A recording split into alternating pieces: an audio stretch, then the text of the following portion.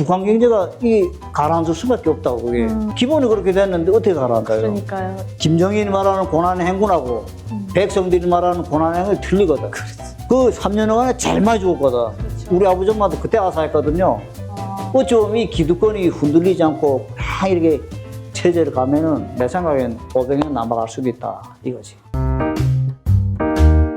6.25 전쟁이 일어나서 북한군이 노린 게 그거였거든요. 자기들이 무상 몰수, 무상 공배하면 농부들이 자기네 편을 세가지고 대한민국 정부를 태극기로 찢어버릴 거다 이렇게 생각했는데 의외로 북한에서 실시한 반제 반봉은 민주주의 혁명의 토지개혁이거든요.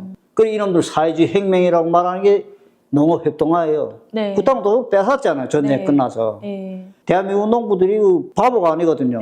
자기 땅이 확실히 안 되는 그런 권한도 없는 그런 땅이거든요. 국가에서 무상으로 받았다 해도 자기가 그거 팔거나 뭐 자기 마음대로 할 수는 없어요. 북한의 농부들이 가졌던 그때 땅. 그래서 내가 말하고 싶은 건 이제처럼 이승만 대통령의 그런 위대한 분이고 그다음에 북한의 김일성은 모순 출신으로서 이렇게 학력도 낮은 사람이고 이승만 대통령의 대수 봤을 때 나라는 어느 나라가 더 발전하는가 이건 그렇죠. 처음에는 비등했다가 이게 시간 장각이거든요. 시간이 지날수록 그때 당시 대한민국 인구가 전쟁 전에 한 2천만이 됐고 북한이 한 1,000만 정도 됐거든요. 그 1,000만 중에 김일성이 지주의 자본가 다 때려잡으니까 기독교인 다 때려잡고 네, 다 때려잡으니까 160만 명이 되는 사람들이 남쪽으로 월남했거든요. 근데 이 사람 다 학력이 중학교 이상이라고. 그러니까 인재들이 한국으로 80%가. 몰려온 거네. 80%가. 그 사람들 기술자예요. 그래요. 어떤 사람은 지주들이 토지 문서 갖고 온 사람, 군덩이선 갖고 온 사람도 있었지만 제 몸만 살아가지고 겨우 유랑 걸쳐가면서 이렇게 온 사람들 많고 그러나 이 사람들 지식이 있었잖아요. 그렇죠. 그러니까 대한민국 건국사의 실향민들 어느 정도 기여를 한 게 그게 많이 기여되거든요. 북한에서는 이제처럼 모순들이 지주집에 들어가서 주인이 됐고 그다음에 공장에는 이제 모순의 아들이 가서 사장이 되고 회장이 되고 이랬다면 근데 이 사람들이 배운 게 없잖아요. 뭘 알아야 하지. 모터 지금 돌아가야 되는데 일본 거예요. 모르거든. 설계도면도 아무것도 몰라. 망가졌어요. 망가졌으면 일본 놈들 어깨너머로 배운 눈썰미는 좀 있어요. 그러다 보니까 망치를 막 두들겨 맞고 두들겨서 뭐 고친다 못친다 옛날에 전쟁이 끝나서 무슨 김일성이 만날 그런 소리 했잖아요. 뭐 강선, 제강선에서 무슨 6만 톤 아벤기에서 12만 톤을 뽑았다는 거예요. 철마 기적이라고 했잖아요. 근데 그 아벤기라는 게 일본한테 기계거든. 일본이 그 6만 톤이면 그게 자기 한계가 있다고. 그 두 배를 뽑았으니까 무식한 사람들이 모르니까 김일성이 철 1만 톤만 더 있으면 나라가 허를 펴겠다니까 이 무식한 사람들이 내가 딱 한 거예요, 이거. 그게 갠데요, 기계가. 자기들 그 기계로 만들 만한 재갈이 있나? 고칠 재간도 없어요. 북한 경제가 이 가라앉을 수밖에 없다고 그게. 기본이 그렇게 됐는데 어떻게 가라앉아요? 그러니까요. 인재가 없는데. 그래서 이제처럼 사회주의, 공산주의 혁명의 무상계급이 모수문 북한을 개척하는 북한 사회를 개척하는 역사 창조의 주인이다.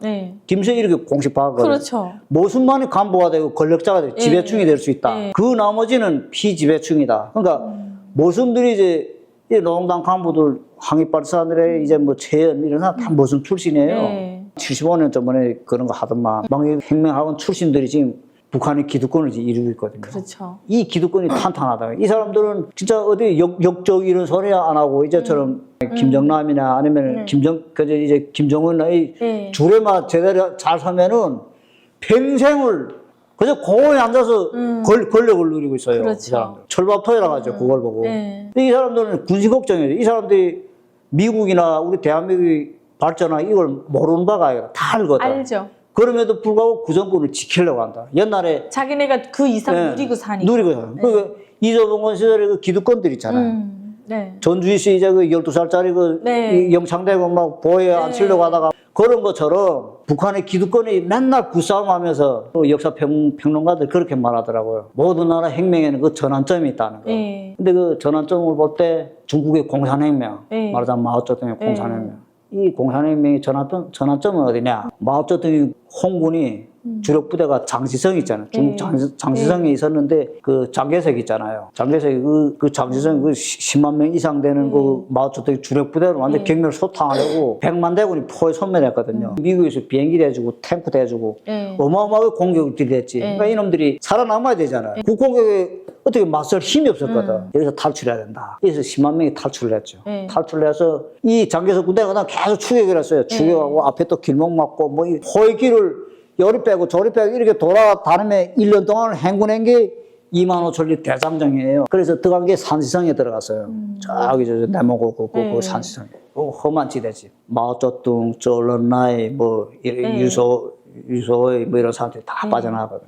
그 주력 부대에다가 주요 간부들 다 빠져나왔지. 10만 명이 빠져나왔는데 마지막 1년 지나서 2만 5천 리에 딱 도착해 보니까 남은 사람이 6천 명이에요. 6천 명. 다 죽었구나. 다 죽고.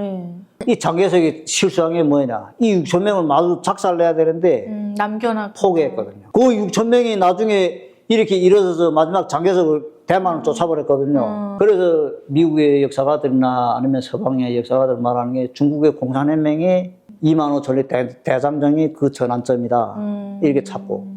북한에 그러면 북한의 세습 독재의 전환점은 어디에 있냐. 나는 김정일이라고 보거든요. 김정일이 일으킨 고난의 행군이거든요. 왜냐? 그렇게 믿던 사회주의 사회주의 나라들 다 붕괴됐잖아. 소련을 비롯해가지고 90년대. 거기다가 조선의 뭐 시조라 하던 김일성이가 죽어버렸다. 94년도 7월 8일 날 죽었잖아요. 그러니까 이게 김일성이 주위에 있던 기득권들이 흔들렸거든. 우리나라의 역사 보면 이 기득권들이 흔들릴 때마다 변화가 생겼어요. 왕위가 찬탈된다든가 아니면 나라가 망한다든가 이제 고려가 망한 것도 기득권이 흔들렸거든. 그렇죠. 왜냐? 옆나라 원나라가 있었거든요. 고려 마지막 무너질 때. 근데 원나라가 칭기즈칸의 손자에서 만든 나라거든요. 몽골족이지. 이 사람들이 100년을 지배했거든요. 칭기스칸 엄청 유명한 사람이죠. 100년을 지배하다가 주원장이라고 혹시 들어본지 모르겠는데 유명하죠. 함족이거든요. 드라마 많이 나오잖아요. 이 양반이 그 원나라를 멸망시킨다고. 그때 당시 고려에서는 원나라에다 조공을 바치며 살아온 예속국가였거든. 그 원나라를 따르던 세력들 보고 건문세족이라고 하거든요. 근데 이 양반들이 갑자기 원나라가 망하고 명나라가 섰단 말이에요. 자기 주인이 바뀌었잖아요. 기득권이 흔들렸다고. 그러다 보니까 여기에 빼짝빼짝해서 건문세족들한테 그 피법받고 막 유배살이가고 했던 조준, 정도전, 정몽주 이런 사람들이 머리를 쳐들기 시작했단 말이에요. 이 사람들이 주원장인데가 붙었다고. 명나라가 붙었다고. 이 사람들이 쏠쏠쏠 그러다가 야, 이 검은색들이 힘이 약해졌으니까, 원나라가 없으니까. 찾아간 게 이성계란 말이야. 자기들은 머리는 좋은데 나라를 뒤집어 엎을거는 힘이 안 되잖아. 근데 명분이 된 이성계를 찾아가서 나라를 뒤집었거든. 그와 유사하다. 그 기득권이 그렇게 그리고 또 이제처럼 조선나라 일본에 왜 망했냐. 조선이 그 고종을 받들고 기득권이죠. 원래 이완용이라는 사람도 완전 반일 투사했어요, 옛날에는. 그런 사람이 친일파로 됐거든. 왜 친일파 됐냐.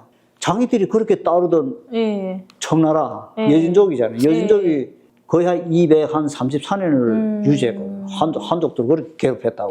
청나라 예속국가였잖아요, 조선이. 그래서 기득권이 그걸 받드는 이제 명성하고 그러면 다 친천국에 파란 말이에요. 근데 그렇게 힘 있는 청나라가 일본한테 전쟁에서 졌어요. 져서 지배권을 잃었어요. 그래서 일본애가 붙었나 보다. 그러니까 이 기득권들이 이게 흔들리면서 일본어가 붙어서 절반이 일본어가 붙었어요. 그러면 북한의 기득권들은 어떻게 흔들려야 될까요? 이제 지금 친중파잖아요. 김정은이 옆에 군당 책임비서 이상급도 다 친중파. 저번에 4년 전인가 시진핑한테 김정은이 도당 책임비서 이상급 있잖아요. 그 거의 한 40명가 대륙 가서 시진핑한테 아주 구수도 경례를 시키더라고. 아, 진짜요? 거의 기득권이라고. 이제처럼 망경대 행망한 출신들 내가지고 군당 책임비서 이상급, 그 다음에 북한 군의 연대장 이상급, 이런 사람들 거의 한 3만 명 되거든요. 이 사람들이 기득권들이 이제 흔들려야 된다 이거죠. 근데 이제 중공산당이 친중파죠, 몽땅. 그러니까 옛날에 소련이 무너졌을 때 친노파, 우리 소련을 자꾸 따르는 기득권들이 있어요. 이 소련파를 다 제거했거든, 김정일이가. 그게 고난의 행군이에요. 소련파를 제거하고 김일성이 주위에 붙어있던 세력들 다 제거하고 김정일이 말하는 고난의 행군하고 백성들이 말하는 고난의 행군이 틀리거든. 고난의 행군에 대한 말부터 알아야 되거든요. 고난의 행군이 그 말이 어디서 유래됐냐. 1938년도 11월에 저 장백현 그 남패자 있잖아요. 거기서부터 북대정자라는 데 있어요.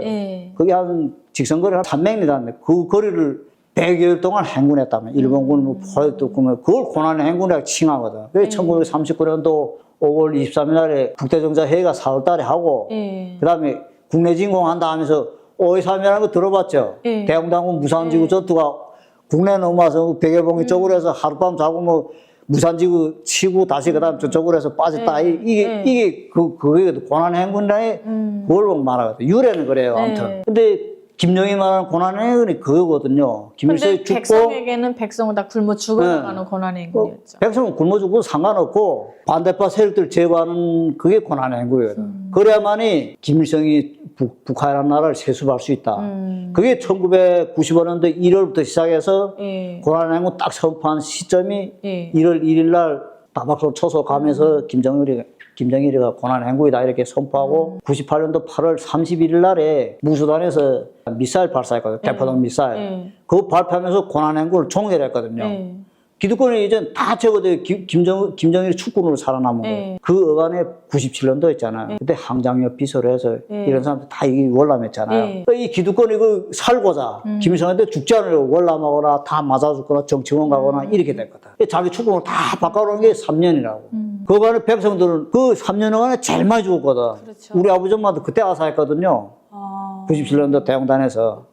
98년도잖아요. 그때 아사했다고. 그러니까 그간의 북한 역사에서, 그러니까 내 말은 북한 역사에서 세수로 가는 전환점.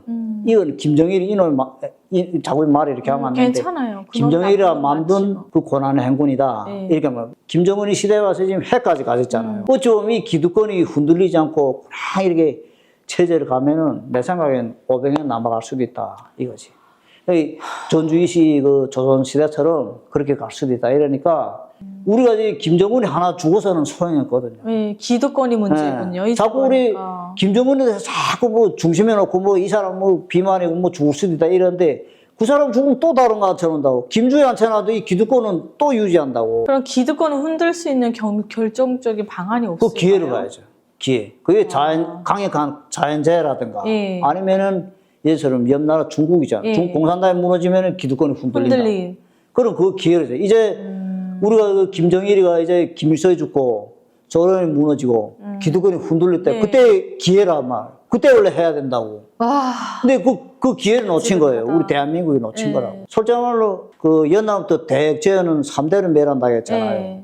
이 대한민국의 정체성을 부정하고 그다음에 우리 대한민국의 이북 5도 지역을 불법으로 외세해서 자기가 동토의 땅을 그대로 넘겨받아가지고 거기다 불법으로 정권을 만들었잖아요. 역적도 이런 대역체인이었거든. 그렇죠. 원래 북한 정권 자체가 원래 그 대역체인, 대역국가고 김일성 일종의 대역체인이라고. 근데 그 정권은 우리가 인정할 수가 없다고. 당연하죠. 이 이북 5도 지역을 반드시 찾아야 되는 건데 그간에 무슨 대한민국 정치 상황이 그렇게 일단은 오늘 여기까지 하죠. 너무 깊은 얘기인데 저는 우리 시청자분들은 어떠셨을지 모르겠지만 저는 재미나게 잘 들었어요. 그리고 다양하게 또 우리가 받아들일 수도 있고 그런 거니까 그 힘이 있을 때 이게 세습화가 되는 게 오늘날의 일만이 아니라 우리가 5,000년 역사에서 반복해왔던 문제가 북한에도 일어나는 거잖아요. 거기에 기반해서 우리가 이제 북한 정권이 무너지느냐 계속 가느냐 거기에 대해서 요점으로 얘기를 해주셨는데 그 중간에 우리 이승만 초대 대통령님의 얘기도 나왔어요. 근데 제가 한국에 와서 느낀 게 뭐냐면 이게 공과 사를 사람들이 잘 못 바라보고 그냥 한쪽으로 치우쳐가지고 이 사람은 완전 나쁜 사람이다라고 이게 완전히 이게 정하고 바라보더라고요. 그래서 저도 잠깐 그렇게 봤던 적이 있는데 제가 아는 이 대한민국의 대통령님들은 그 누구를 막론하고 공과사가 다 있더라고요. 다 있지. 그래서 저는 마음을 그때 여는 계기가 되었어요. 공과 사대로 바라보자. 우리 탈북민들이 왔을 때 여권을 내주신 대통령님도 있고 이제처럼 뭐 다양해요.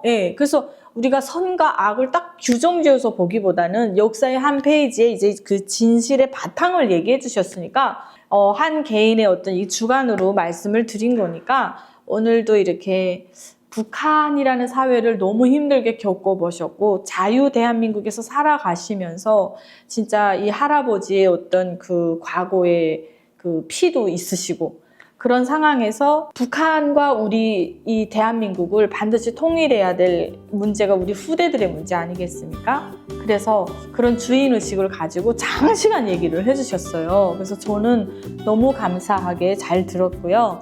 여러분들 어떻게 느끼셨을지 모르겠지만 응원 많이 부탁드립니다. 네. 입술이 다 마르셨어요, 지금. 네. 요즘 좀 피곤해가지고. 그래요.